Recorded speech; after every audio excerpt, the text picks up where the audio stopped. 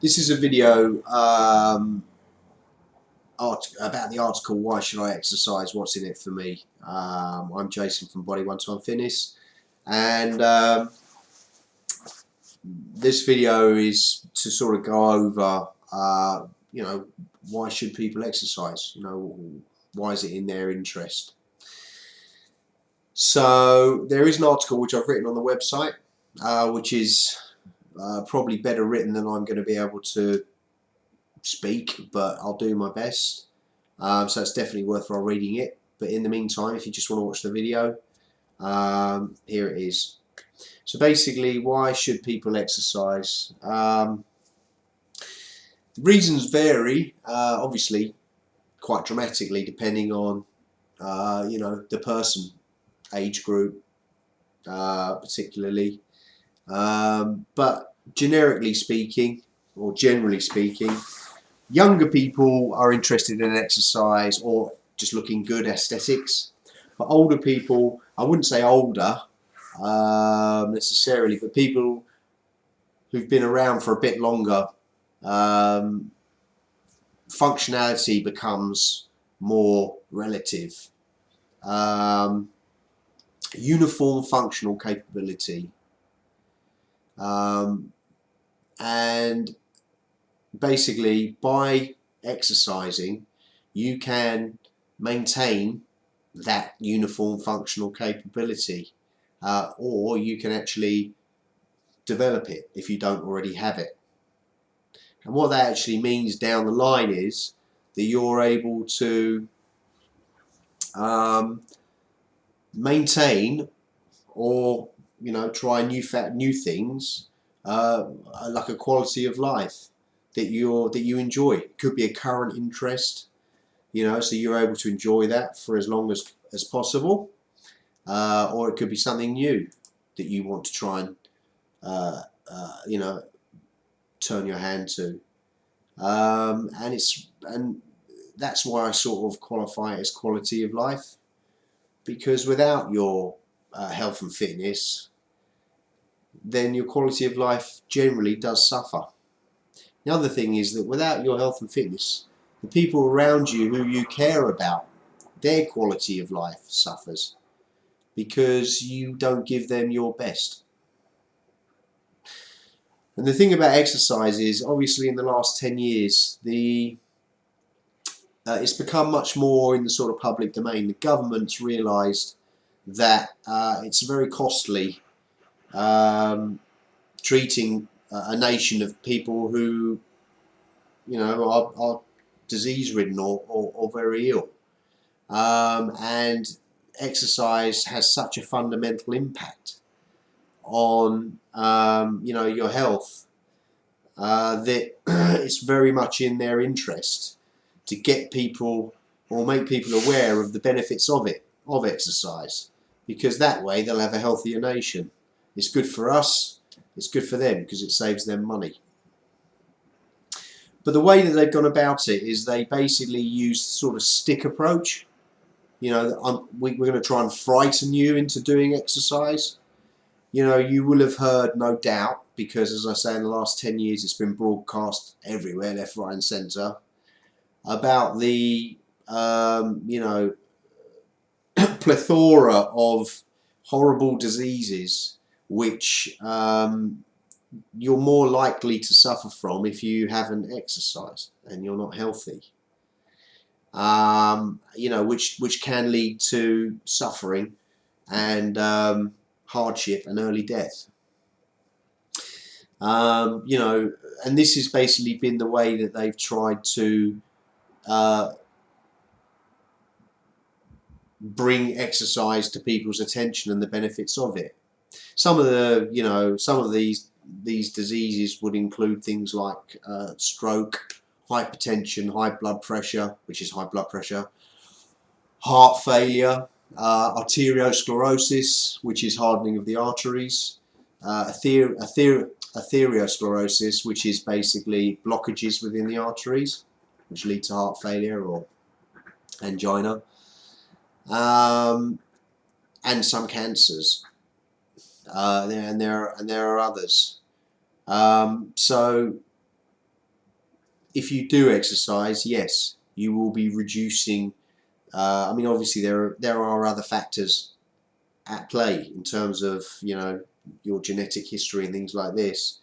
But in terms of lifestyle choices, if you exercise, then you will be greatly reducing the chances that you're going to suffer from this type of thing, and you will have a much better chance of having a longer, healthy life. Now, the problem with this, in my opinion, is it's too far in the future for people to really. I'm sure they take it seriously, but it's just too far in the future for them to worry about today. It's not enough to get people to reevaluate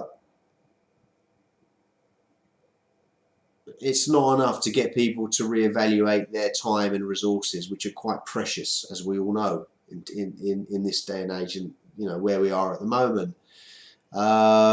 Because people will just say, well, I don't really care if I live an extra 10 years or not. Why would I care about that now? I'm 30. Why would I care if I live till 80 or 70?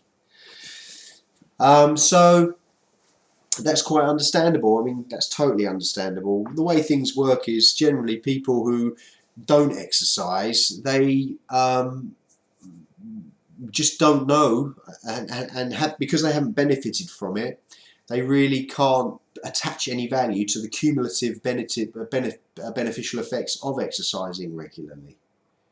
But in comparison, people who do exercise regularly and people who've adopted exercise as a lifestyle choice for any period of time, they will go through hell and high water to be able to keep on exercising. Now you have to sort of ask yourself, why is that? Why would these people, and there are more and more, you know, why would they go through hell and earth to, you know, maintain their exercise schedule? There must be a reason for it. They can't all be crazy. They're not crazy. The thing is that the way exercise has been sort of promoted, as I say, with this stick approach, i.e. you've got to do this because it's going to, you know, reduce your chances of getting some horrible disease and it's going to give you a few more years of life. It's not the best way to sell the idea. A better way is to highlight what the short-term benefits of exercise are. The things that are going to make a difference to you today, not in 40 years' time. Yes, there will be a long-term positive effect from adopting exercise as a lifestyle choice, but probably slightly more relevant is what that will do for you in your life today. So this is what I have tried to highlight in this article that I've written. So what I can do is I can list some bullet points about what the short-term benefits of exercise are. Short-term benefits of exercise are you'll have more energy to do the things that you want to do, and more energy to do the things you don't want to do. I'll explain that. You'll have better stamina to keep enjoying doing those things. Your functional strength. You'll maintain and develop your functional strength. So it's been able to move with ease. With strength and ease. You'll be mentally alert. Exercise is excellent at focusing the mind. It's incredibly de-stressing because you're forced to concentrate. If you're working correctly, you're forced to concentrate on the task at hand. It's difficult and you need to focus on it to get the best out of it, the most out of it. And as you do that, you're not thinking about anything else. It's almost meditational. Going to the gym and working out properly is almost like meditation in terms of the escape. that it provides in terms of de-stressing, because you have to focus on the tasks at hand, because they should be overloading your system and as such challenging. So it's very healthy for the mind. Also, it requires a lot of cognitive exercise to learn some particular to learn some new movement that requires some level of coordination. It requires a lot of concentration. It's like getting someone to tap their head and rub their stomach. Quite difficult. Obviously, this is a silly example, but it takes some adjustment. When you're trying to do that whilst carrying some sort of load, it's a challenge, and it's a very healthy thing to do.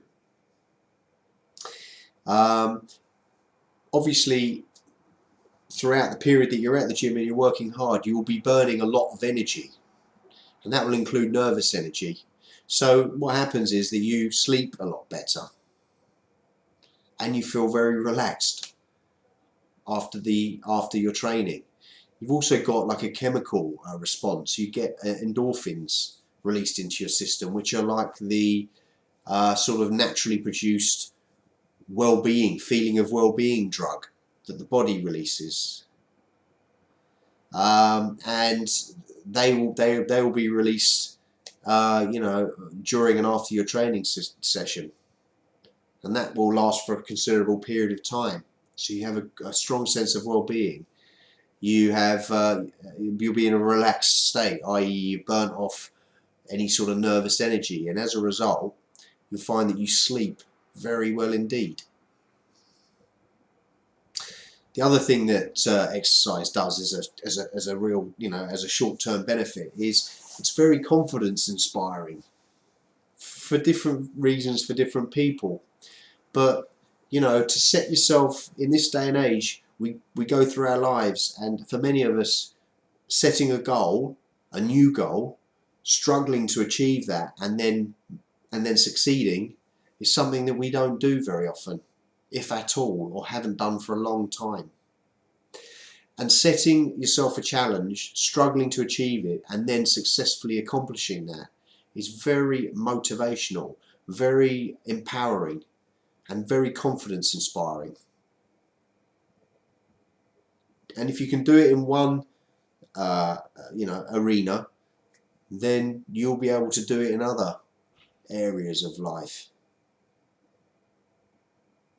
Or you'll at least feel this is the feedback that I've got from people that I've trained, where they say, well, my confidence, and obviously I'm very well aware of how they've changed over the time I've been training them, where they come in and they're fairly timid, to by the time they've been training with me for 6 weeks, they are absolutely love it, and throw themselves at challenges, know much more about who they are in terms of what their capabilities are, and how hard they can work, and how tenacious they are, and how much discipline they've got.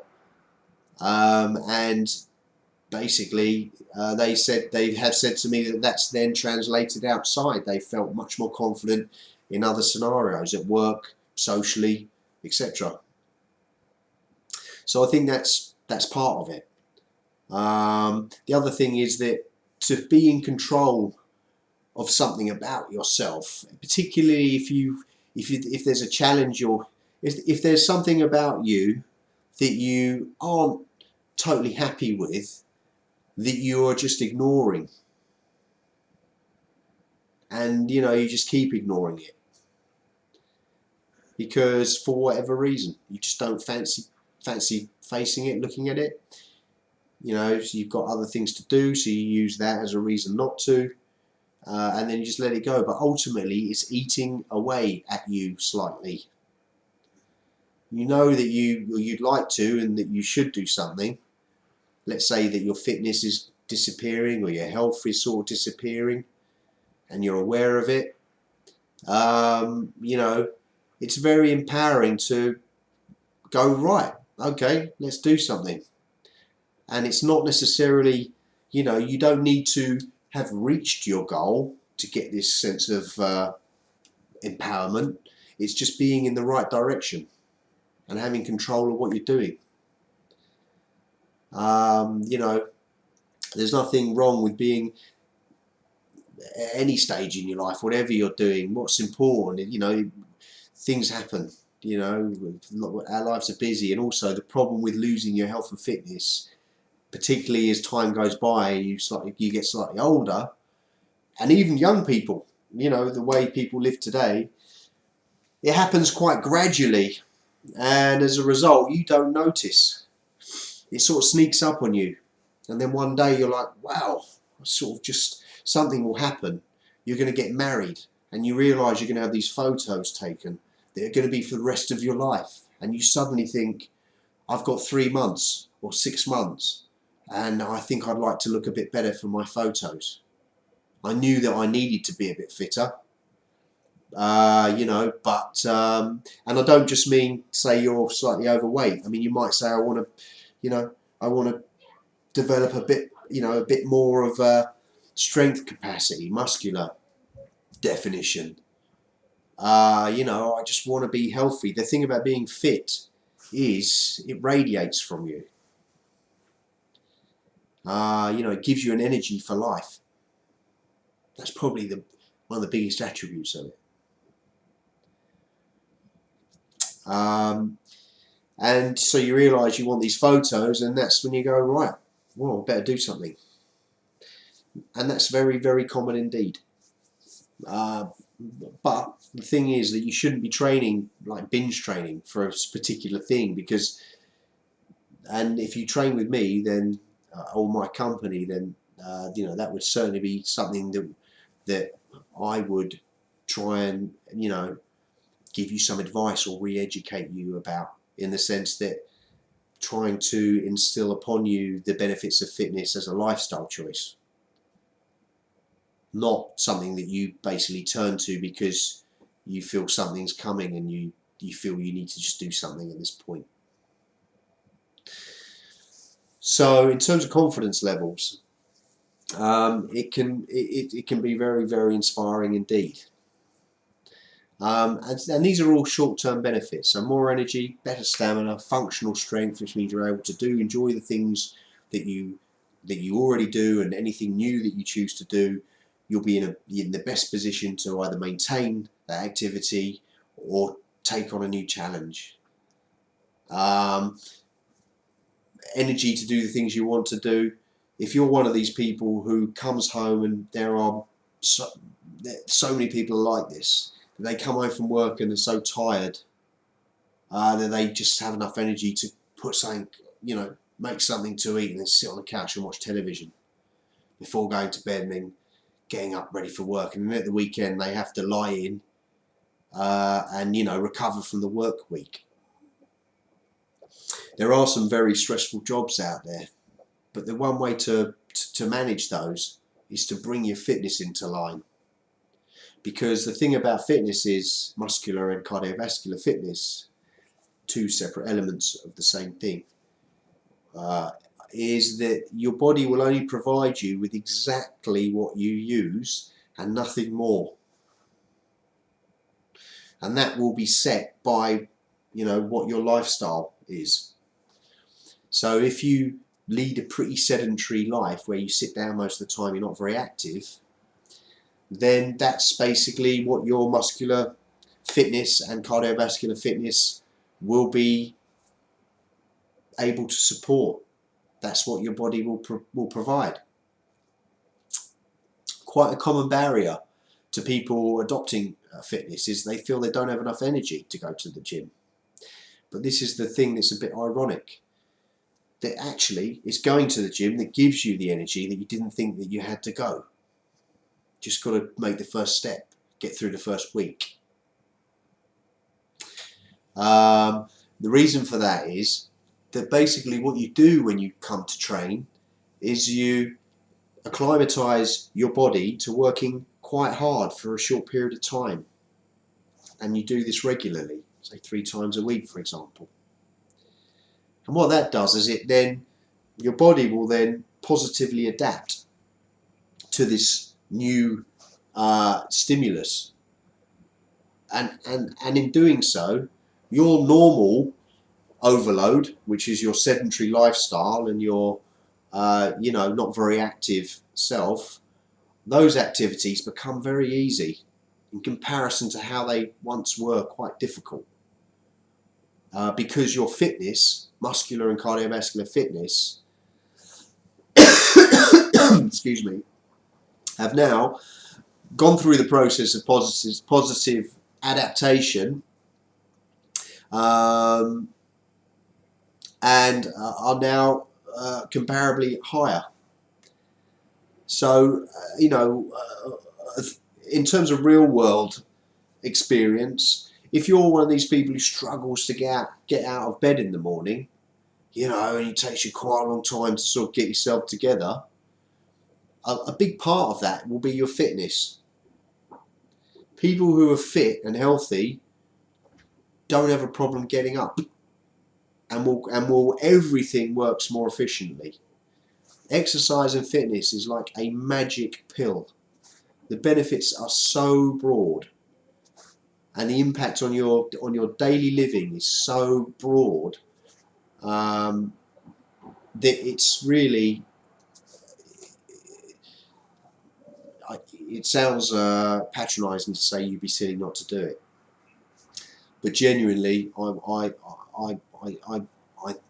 believe if I had a large company and I was allowed to, I wouldn't subsidise my staff members in terms of going to the gym. I would force them to go. I would actually force them to go, which would be totally wrong. But yeah, because I know from my corporate background, I've always trained since I was 16 years old, and I know that training at lunchtimes, which I used to do throughout the week, not every day obviously, but spread through the week, that my productivity in comparison to my co-workers was just tenfold.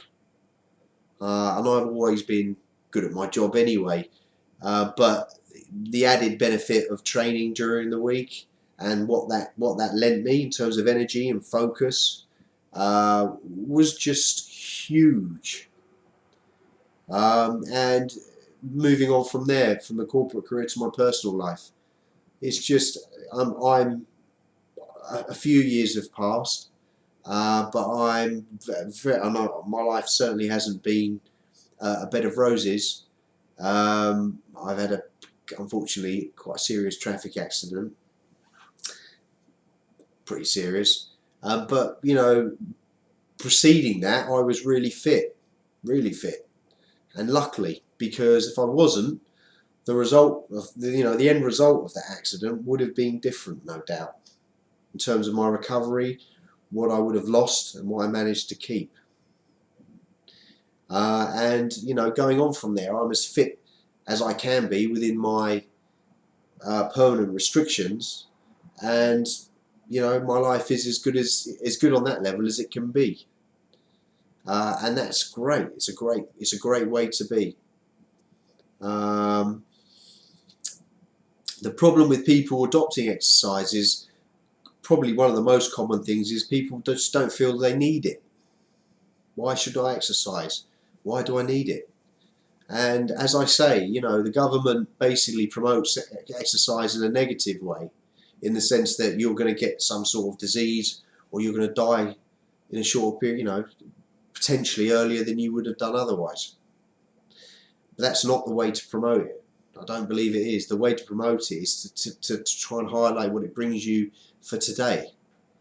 And as I mentioned briefly before, your health and fitness, it's about prioritization, and people generally just do not think about themselves enough.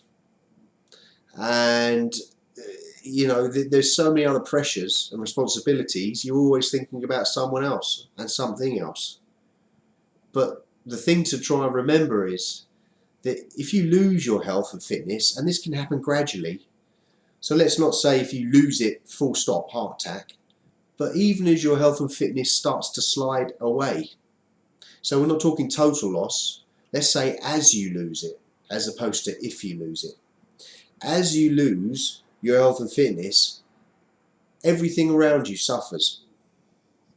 Your life's harder because you're not as fit and healthy. The people around you aren't going to get the best out of you. You won't have the energy that you would have if you're fit. So the people you love aren't going to get, your best. If you're too tired to communicate or have a good time or go and be social, or join someone you care about or your friends in some common activity, your life suffers. And it does happen gradually for a lot of people. And the problem is that because no one is sort of highlighting the short-term benefits and bringing this sort of concept, out in the open or to light, it's easy just to not really attach any importance to keeping fit and healthy at all. Not enough for you to reprioritize your time and resources. Well, your resources, one of them being time. So that's one of the challenges when you're trying to convince people to exercise. It's to help them prioritize, recategorize their priorities. And once you're able to do that, once you can get people on the track, then setting your goals, struggling to achieve them and meeting them is as I said, a very, very empowering, confidence inspiring, positive thing to be involved in.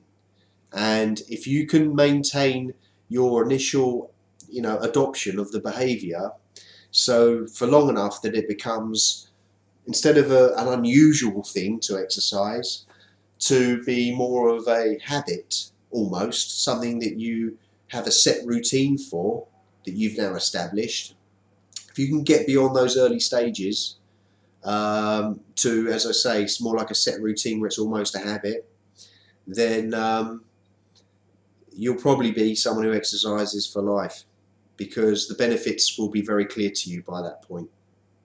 And as I say, it's not just you as a person, it's the trickle-through effect for everyone that you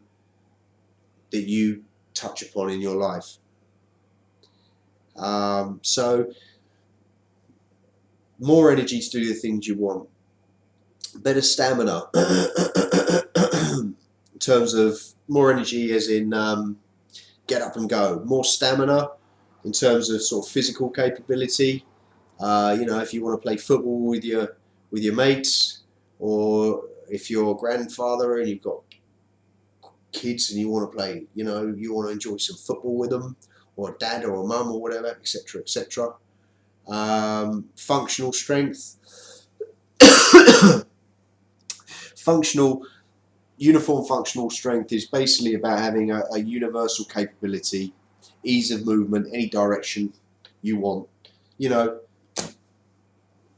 i.e. a universal strength capability to move with strength and ease. Most of us don't have that. Particularly most of us don't have that, full stop, unless you look after your fitness and you're healthy.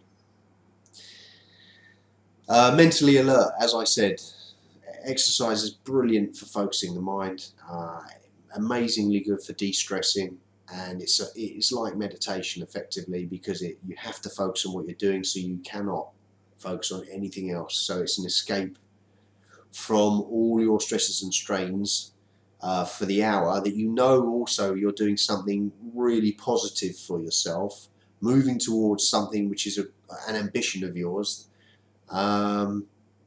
It's an amazingly healthy thing to do for the mind. And as I said, you sleep better because you've expended all your nervous energy, and de-stressed, and you'll find that you sleep incredibly well, particularly if you found that you didn't before. And in terms of confidence levels, as I said earlier, setting goals in your life, struggling to achieve those, and then actually succeeding is quite rare for many people in terms of what their daily lives are about. And to do that is very refreshing if you've done it before and it's been a while, and liberating if you've never done it before. and many people haven't.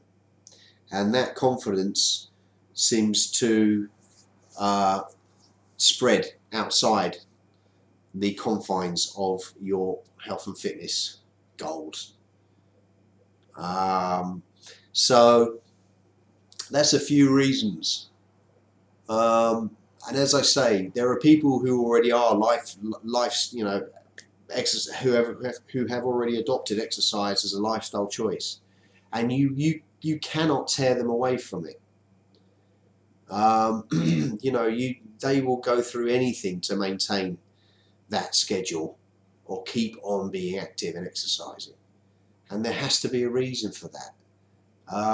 It's quite easy to look at those people and think, oh, they're just exercise freaks, but actually that's easy to say, and that's because they were sort of the few who probably had some, or did have some, valid knowledge, and the many didn't, and it's easy to judge the few and label them. But now it's changing dramatically. The fitness industry has been one of the fastest growing industries each year consecutively across our struggling economy in the previous years. It's one of the only sectors that's just continued to grow exponentially. That's due to public awareness, about the benefits of exercise. So I hope this video has in some way inspired you to consider exercising. One thing I would say, that having sort of considered whether you want to start and that you make the decision to start, it's imperative that you get it right and that you do the right things to achieve what you're trying to achieve, because 60% of people will drop out of exercise within the first 3 months, and that's purely down to a lack of results. Or that's the most common reason by a magnitude of, by a huge amount. So basically, it's imperative that you're able to do that, particularly if you're new to the behaviour, because it's easier to sort of regress and give it up. As I said, once you're exercised, once exercise has become a bit more part of your life, you've got set routines, a bit more of a habit, it's harder to be thrown off course. When you're new to it, it's easy to give up. It requires a lot of energy, a lot of effort, time, other resources, maybe money. You're paying for a gym or whatever, or if you're paying for a trainer, you'll be fine. But if you're paying for a gym, blah blah blah, all resources, and if you're not getting the results, then why would you continue beyond a certain point? You wouldn't, and that's why most people drop out. So I would, first of all, number one, recommend exercise. This is just information given freely. There's no sales pitch behind it. I would just wholeheartedly, for your benefit and the people around you, recommend becoming, either maintaining or becoming more focused on your health and fitness and achieving a decent level of both, just for the benefits that I've highlighted that will bring you in your life. And the words don't really do it justice, to be honest. It's cumulatively, it's more than I can put into words almost. So I would, just to give the information freely, no sales pitch. That's what I would recommend, and I always do to people that I meet who are interested. And the other thing that I would, again, give freely. It's not about working with Body One-to-One Fitness and using our training services, but I would strongly recommend using a personal trainer. Absolutely, hands down, recommend using one, because there is another article, why should I use a personal trainer, and I'll be doing a video for people who want to look at the video as to why you should, why it makes complete sense. And again, I'm not suggesting that to say, and that's why you should use Body One-to-One Fitness services. I'm not saying that at all. I'm saying use a personal trainer. It doesn't matter who it is, as long as they're good. I really don't mind if you use Body One-to-One Fitness or use any other company. The one thing that I do mind, and the thing that I really want to get across, is use a personal trainer if in any way you can you know, rearrange your finances if necessary to support the cost. Even if you look at it, which is a very valid way to look at it, as a 6-week or 9-week investment, where it's a one-time payment that will set you up for the rest of your life in terms of knowledge, how to exercise properly. You should be able to gather enough information if you're focused and you're switched on over that period of working with a trainer, that really the cost versus benefit for the rest of your life, it's absolutely ridiculous. The benefit you'll get would be worth tens of thousands of pounds,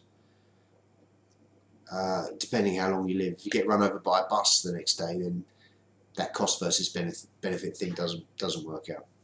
Hopefully that won't happen. But let's say that you lead a reasonable life. The cost versus benefit of working with a trainer for 6 to 9 weeks, in terms of what you'll learn, and obviously the you know, the important thing is getting you to feel and sense, and also actually physically get the benefits of exercise. Because the mistake many people make is they commit to exercise, which is hard enough, but then they don't quite do the right things, or they do the right things but then they don't quite do them correctly. And that is the difference between getting your results or not. Simple as that. And if you're not getting the results, you're missing the motivational aspect of going to of exercising. And you know, if you're missing the motivational results, you're missing part of the whole enjoyment behind it. And that's not, you know, that's not including the all the things that you get by default: more energy, better stamina, functional strength, mentally alert, sleep better, feel better, confidence. You know, the idea is that you exercise and that you achieve what you set out to achieve, and you then become, in a good way, hooked on that, and that you want to then, you know, continue.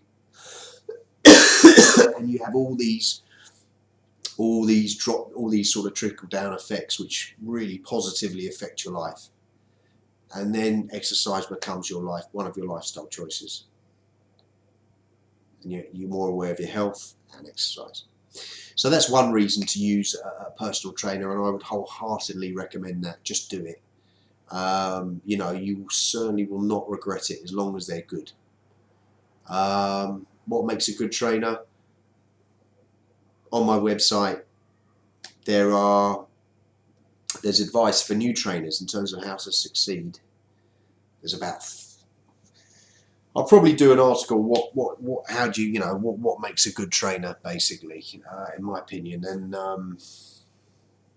if you can get a trainer which, in relation to the article that I'm going to write, and I'll leave a video for, that fulfills all the boxes, then that's what you need.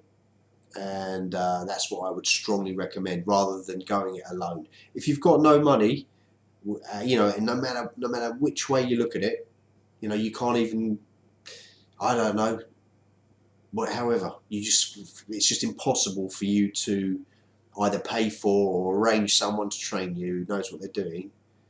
Then you can go it alone. You can do your research. You can go online. This is the problem. There is a lot of information, and it does take some sort of due diligence, some sort of determination to go through and try and figure out what the best thing to do is. My website has got a lot of articles in terms of how to get the most from your training. I've tried to write them in such a way that they're easy to understand, and I guarantee that they will have an impact on your results in terms of how you train. So this is the end of the video in relation to why I should exercise, what's in it for me. If you visit bodyoneToOneFitness.com, there'll be a link below this video.